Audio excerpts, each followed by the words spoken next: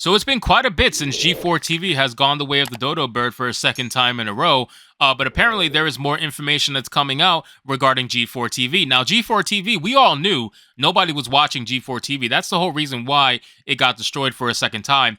You know, with the whole Frost situation and Adam Sessler, they made sure that this new iteration of G4 was not going to succeed with their different ideologies and all the shit that they came out and said to people publicly on live air. They made sure that this network was going to bomb. And now apparently there's new Nielsen numbers that have just came out, and they've confirmed that Comcast's failed G4 revival was the lowest watched television network of 2022. Literally, it was the worst television network out of every network in 2022. Now, it's no surprise as to why Comcast decided to kill G4 for a second time in a row.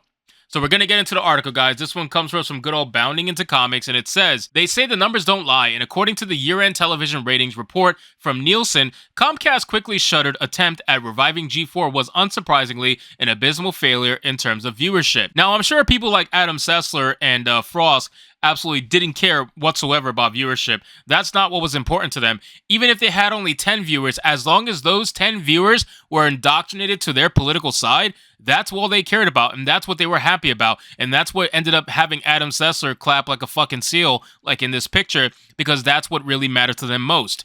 So it says that that's no hyperbole either. As per an overview of the metric analysis agency's findings shared by IndieWire, G4 had the worst primetime audience numbers of all 126 standard cable channels currently offered to American audiences. How bad was G4 2.0's last place finish? During its brief run from November 2021 to October 2022, the network managed to pull an average of only 1,000 viewers during the period of 8 p.m. to 11 p.m. every Monday through Friday. For comparison, the other network which debuted this year alongside G4, the telenovela, came in 114th with 15,000 average viewers. That's 14,000 more than G4 TV in its last place. That is so fucking terrible. Oh my God, that is bad. And you know what? They deserve all of it.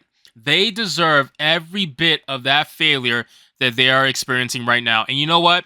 What's really sad is that people like Frost and Adam Sessler, they're never going to learn from this. They don't care. They're always going to have a job. They're always going to be sought after from people who are looking for another set of eyes, who are going to push an ideology and push a message. So Adam Sessler will always have a job. Frost will always have a job somewhere, somehow. I mean, for her, there's always OnlyFans if she needs to really, get desperate.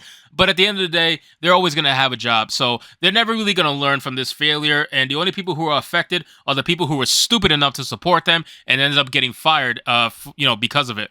So it says just above G4 in the ratings were the outdoor hunting-oriented network Pursuit Channel, which ranked number 25 with 2,000 average primetime viewers, and the foreign MENA Region Sports Network, BEIN Sports, which ranked 124 with 3,000 average primetime viewers. The video game network was also beat out by Comedy.tv, 121 at 4,000 viewers, a channel dedicated to clips from various stand-up comedy acts, and Clio TV, 116, 12,000 viewers, whose programming is made solely for the demographic of younger black women.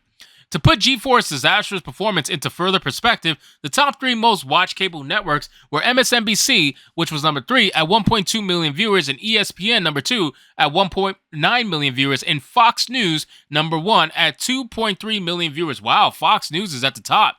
That's pretty impressive. Fox News being at the top is actually very interesting to me. It says, while many will understandably rush to cite former X-Play host Indiana Frost Black's now infamous sexism and gaming rant as the reason for the network's failure to capture any sort of audience, it should be noted that while her identity politics-laden screed was undoubtedly a major factor in this regard, the writing was on the wall for G4 before it even returned to air. And I agree with that 100%.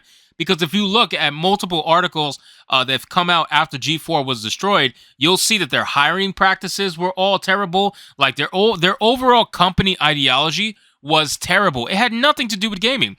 Like nobody actually went into G4 or hired for G4 based on any kind of gaming, metric or gaming merits or anything like that. Everybody was hired at G4 because they filled a purpose, and that purpose for them was identity politics. That's what they made it about. So They didn't really care. So there was no longevity here, unfortunately, at G4TV. There was never going to be any longevity in the first place. It says, as explained by Bounding Into Comics' own Jacob Smith in the immediate aftermath of G4's second collapse, even aside from its abysmal choice in hosts, the odds of success for G4 in 2022 were even worse than they were in the late 2000s thanks to one simple factor, the internet. And I agree with that too. G4TV was trying to come out with an old school formula in a new school template. Like, you can't really do that. It wasn't going to succeed. Unfortunately for them trying to repeat what they did in the early 2000s was not going to carry over into the current day modern era. It just wasn't. They would have to have changed up, their whole formula, and they didn't want to do that. Now, when you add identity politics into that, obviously it gets a lot worse. It says, with outlets like YouTube and Twitch allowing for regular players to make Let's Plays, cover gaming news, and entertain with original content, said Smith, likewise, esports has brought a significant rise to both the popularity and public support of multiplayer games. What was once considered niche has now become mainstream, so much so that the market has become somewhat saturated, he wrote. So in this environment, how could a network that struggled to find an audience 12 years ago effectively endear itself to viewers today? Well, now we know the answer to this question, Smith concluded his analysis. They couldn't.